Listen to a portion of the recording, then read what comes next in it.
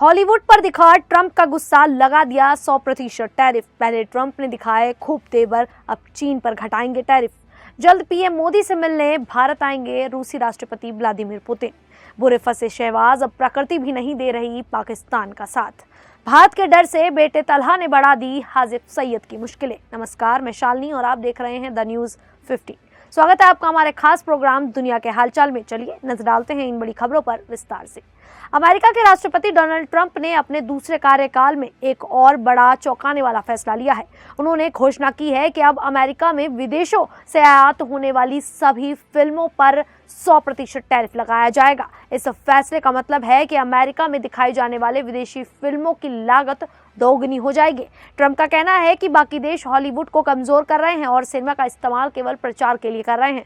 उन्होंने कहा कि अमेरिकी फिल्म इंडस्ट्री धीरे धीरे मर रही है और यह अमेरिका की संस्कृति और सुरक्षा दोनों के लिए खतरा बन गया है। ट्रंप ने अपने सोशल मीडिया प्लेटफॉर्म ट्रुथ पर पोस्ट करते हुए लिखा कि दूसरे देश अमेरिका के फिल्म निर्माताओं और स्टूडियोज को अपने यहां आकर्षित कर रहे हैं। इससे अमेरिकी फिल्म उद्योग को भारी नुकसान हो रहा है। उन्होंने इसे जानबूझकर किया गया एक हमला बताया और कहा कि यह राष्ट्रीय सुरक्षा का मामला है। इसी कारण ट्रंप ने अमेरिका के वाणिज्य, विज्ञान और व्यापार प्रतिनिधि को आदेश दिया कि वे विदेशों में बनी सभी फिल्मों पर तुरंत 100% टैरिफ लगाने की प्रक्रिया शुरू करें। उन्होंने कहा कि अब वक्त आ गया है कि फिल्में फिर से अमेरिका में बनाई जाए और हॉलीवुड को दोबारा उसकी पुरानी पहचान दिलाई जाए। ट्रंप के इस फैसले से दुनिया भर की फिल्म इंडस्ट्री में हलचल मच गई है। पहले ही उनकी ट्रेड पॉलिसी से वैश्विक अर्थव्यवस्था पर असर पड़ा है और अब इस कदम से इंटरनेशनल फिल्म बिजनेस पर भी बड़ा असर पड़ सकता है।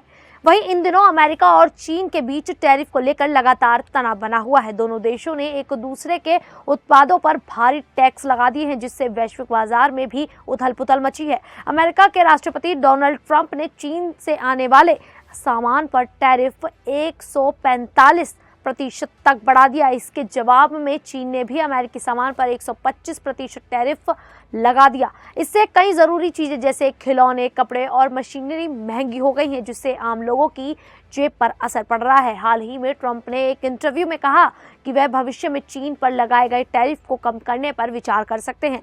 उनका कहना है कि अगर टैरिफ नहीं घटाएगा तो चीन के साथ व्यापार करना मुश्किल हो जाएगा, जबकि चीन व्यापार करना चाहता है। उन्होंने बताया कि टैरिफ के कारण व्यापार लगभग ठप हो गया है। ट्रंप ने यह भी कहा कि चीन की आर्थिक स्थिति कमजोर हो रही है। चीन के फैक्ट्री सेक्टर में भारी गिरावट आई है और वहां के नए निर्यात ऑर्डर भी काफी कम हो गए हैं। उन्होंने ये भी माना कि चीन की ओर से कुछ सकारात्मक संकेत मिल रहे हैं और उन्होंने उन बयानों की सराहना की। हालांकि ट्रंप ने यह भी दोहराया कि अमेरिका और चीन के बीच कोई भी समझौता निष्पक्ष और न्यायसंगत होना चाहिए। वहीं चीन ने 2 मई 2025 को कहा कि वह अमेरिका के साथ व्यापार वार्ता की संभावना पर विचार कर रहा है। यह पहली बार है जब टैरिफ बढ़ने के बाद दोनों देशों के बीच बातचीत की उम्मीद नजर आ रही है।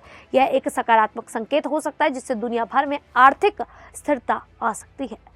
वहीं रूस के राष्ट्रपति व्लादिमीर पुतिन भारत दौरे पर आने वाले हैं। वह भारत रूस वार्षिक शिखर सम्मेलन में हिस्सा लेंगे। ये जानकारी रूसी न्यूज एजेंसी KSS ने दी है। राष्ट्रपति पुतिन ने प्रधानमंत्री नरेंद्र मोदी का निमंत्रण स्वीकार कर लिया है। इससे पहले सोमवार को पीएम मोदी और पुतिन के बीच फोन पर बातचीत हुई थी। इस बातचीत में प्रधानमंत्री मोदी ने पुतिन को भारत आने का न्योता दिया था।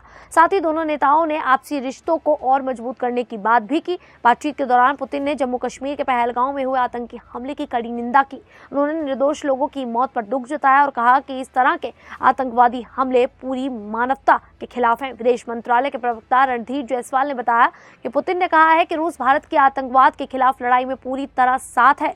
उन्होंने ये भी कहा कि इस हमले के दोषियों को सजा मिलनी चाहिए और उन्हें न्याय के कटघरे में लाया जाना चाहिए। प्रधानमंत्री मोदी ने भी रूस के 80वीं वर्षगांठ पर भी पुतिन को शुभकामनाएं दी हैं। ये दिन द्वितीय विश्व युद्ध में नाजी जर्मनी पर जीत के रूप में मनाया जाता है। पुतिन का ये दौरा भारत और रूस के बीच रणनीतिक साझेदारी को और मजबूत करेगा। दोनों देशों के बीच रक्षा, ऊर्जा और व्यापार जैसे कई अहम मुद्दों पर बातचीत हो सकती है। ये दौरा ऐसे समय में हो रहा है जब दुनिया में कई बड़े भू राजनीतिक बदलाव हो रहे हैं और भारत रूस की दोस्ती एक बार फिर से केंद्र में आ रही है। वहीं भारत से तनाव के माहौल के बीच पाकिस्तान में भूकंप के झटके महसूस किए गए हैं। इस बार रिक्टर स्केल पर भूकंप की तीव्रता 4.2 मापी गई है। भूकंप का केंद्र खैबर पख्तूनख्वा इलाके में था और जमीन के 10 किलोमीटर नीचे था। नेशनल सिस्मोलॉजी के अनुसार इस इलाके में बीते एक हफ्ते में यह तीसरी बार भूकंप आया है। इससे पहले भी सोमवार रात को पाकिस्तान के उत्तरी क्षेत्र में भूकंप के झटके महसूस किए गए थे। रात 9:58 पर आए इस भूकंप की तीव्रता 4.4 थी। झटके हल्के से मध्यम स्तर के थे, लेकिन लोगों में डर का माहौल बना था।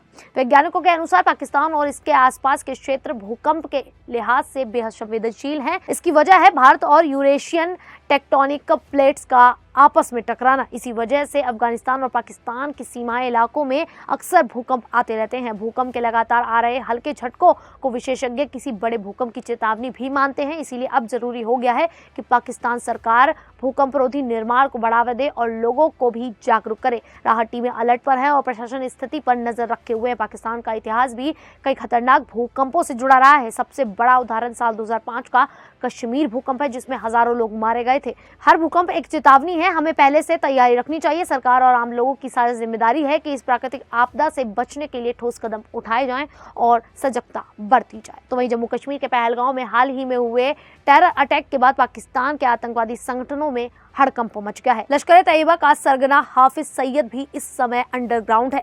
खबरों के मुताबिक वह पाकिस्तान के पंजाब प्रांत में छिपा हुआ है। इस बीच हाफिज सईद के बेटे तलहा सईद ने अपने पिता को लेकर एक बड़ा बयान दे दिया है। लाहौर में एक रैली के दौरान बोलते हुए तलहा ने आरोप लगाया है कि भारत की ओर से उनके पिता पर झूठे केस लगाए जा रहे हैं और उन्हें आतंकवादी बताया जा रहा है, जबकि सच्चाई कुछ और है।